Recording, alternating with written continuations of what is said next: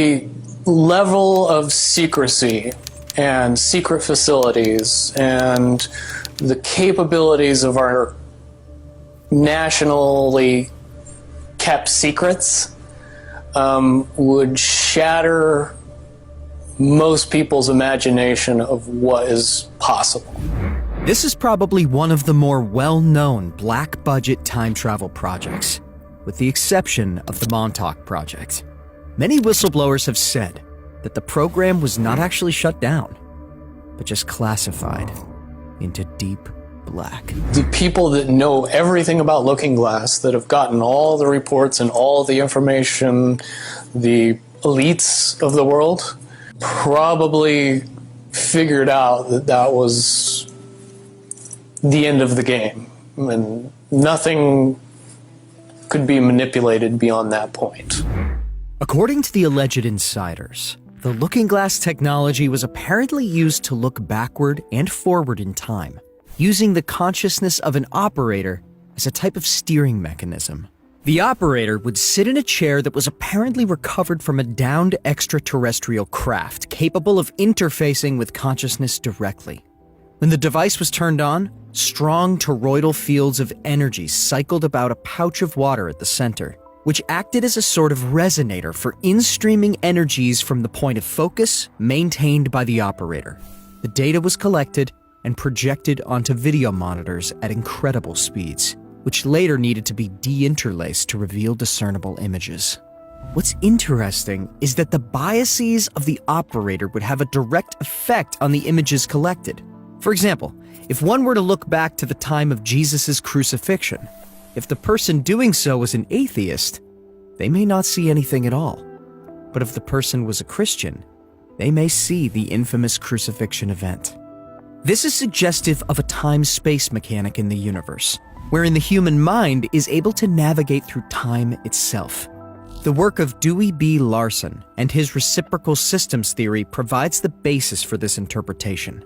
Briefly, as described by Larson, the universe is broken up into two physical regions, as defined by motion.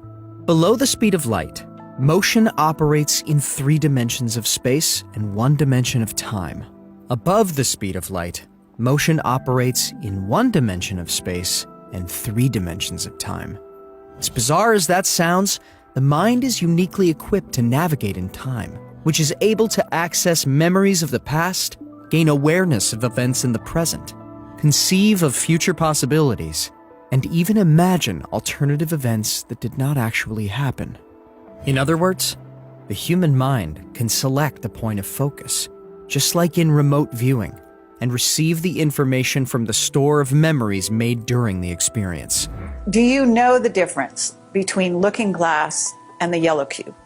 Yes. Okay.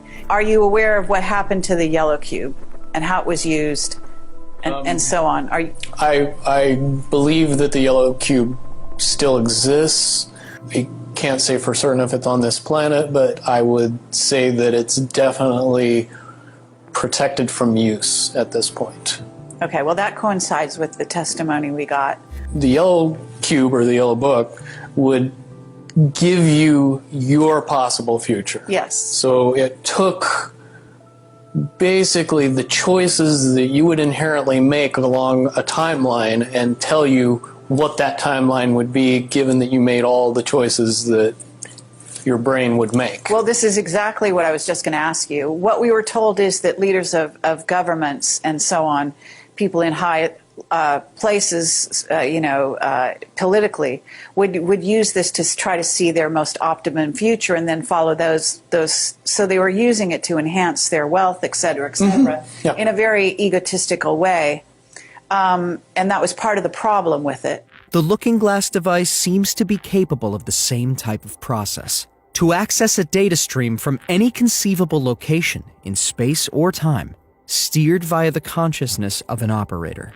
According to the testimony of Burish, the technology was provided to the human race during the Sumerian times, when an advanced contingent of future humans went back in time and provided that civilization assistance after a cataclysm known as the Deluge. The Sumerian cylinder seals were encoded with plans to build the Looking Glass device. Earlier versions of the project saw the development of an actual portal that an individual could move through to jump in time. According to Burish, accounts provided by captured beings known in the program as P-45s, future humans 45,000 years into the future, the Earth was destroyed by massive cataclysms around the year 2012.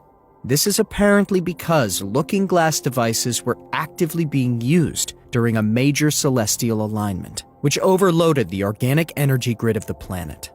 Burish further claims that the device has been dismantled as a result of discovering two probable timelines, one of which is the cataclysm described by the captured being.